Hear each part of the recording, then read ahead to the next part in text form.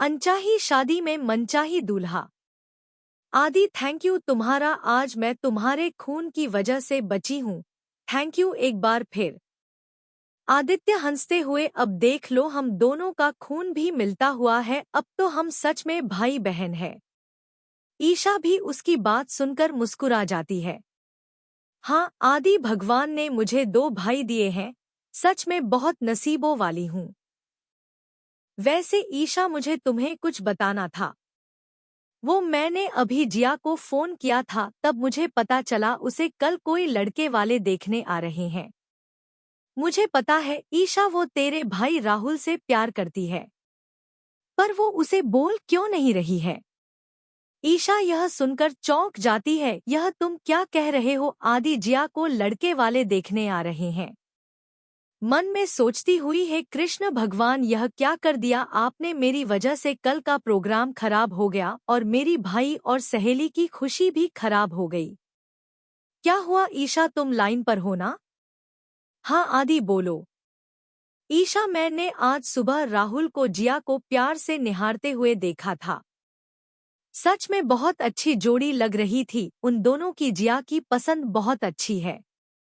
अगर मेरी तरफ से कोई भी सहायता चाहिए तो बताना मुझे, मैं एक भाई और एक दोस्त होने के नाते उसे जरूर निभाऊंगा। हाँ आदि, हम तुझे जरूर बताएंगे, वैसे तुम ही तो जिया के भाई जैसे हो। अब थैंक यू आदि एक बार फिर। ईशा और आदि फोन काट देते हैं।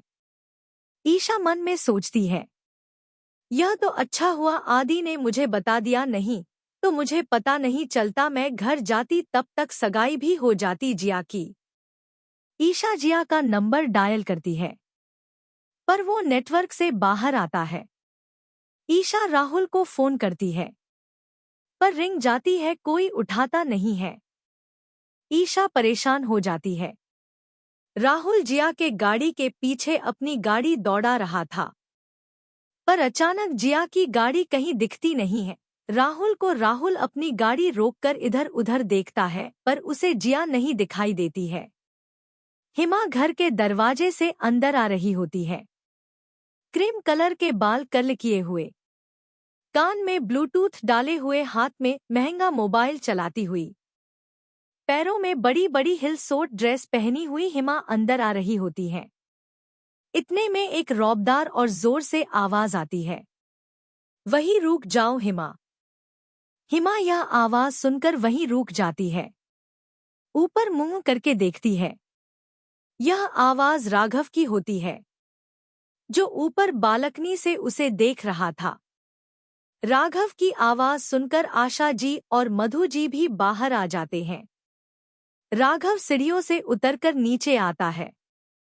हिमा के पास आकर उसके हाथ जोर से झटकते हुए, कहाँ थी तू इतने दिन, बोल कहाँ थी तू। हिमा राघव को ऐसे देखकर डर जाती है। वो मैं। मधु जी हिमा के पास आकर उसे अपने गले से लगाती हुई, राघव क्या ढंग है, हर बार तुम्हारा मेरी बच्ची को डराते रहते हो। तेरी छोटी बहन है यह। राघव मधु की बात से पककर, चाची मैं कोई इसका दुश्मन नहीं हूँ, पूछो इसे कहाँ थी यह। मधु जी हिमा को डरते हुए देख अपने गले से लगा लेती है। फिर आशा जी की तरफ देखकर, समझ लीजिए दीदी अपने बेटों को नहीं तो। इतना कहकर मधु जी हिमा को लेकर जाने लगती है।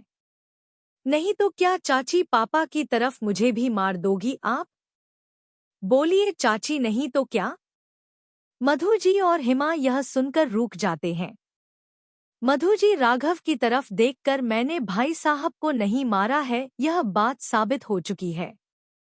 चाची सबूत कैसे हुआ है यह बात आप भी जानती है, और मैं भी, इसलिए हो सके तो समझ लीजिए आप मेरे या मेरी माँ के साथ कुछ भी करने की कोशिश की तो इसका अंजाम और भी बुरा होगा। इतना कहकर राघव अपने कमरे की तरफ बढ़ जाता है।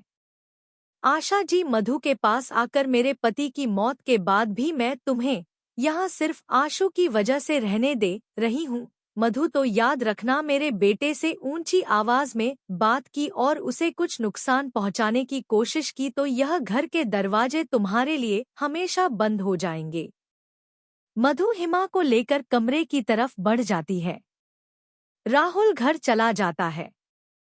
घर आकर देखता है आलोक जी और अभिलाषा जी भी उसके साथ घर पहुंचे हैं।